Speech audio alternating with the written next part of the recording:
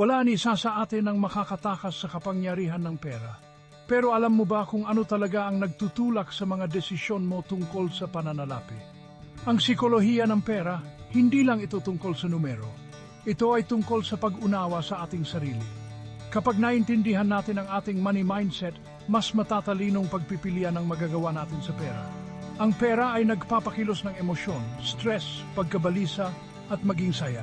Ang pagkatutong pamahalaan ng mga emosyong ito ay tumutulong sa atin na manatiling may control.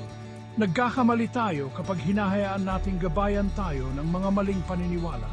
Pero sa pamamagitan ng mga tamang kagamitan, maiwasan natin ang mga patibong na ito. At tandaan, ang pera ay hindi lamang para pambili ng mga bagay-bagay. Ito ay isang kasangkapan para makamit ang ating mga pangarap at mabuhay ng masagana. Kaya, simulan na nating tuklasin ang psikolohiya ng pera. Palagi ng iyong kayamanan, abutin ang iyong mga layunin, at bagyuin ang iyong buhay.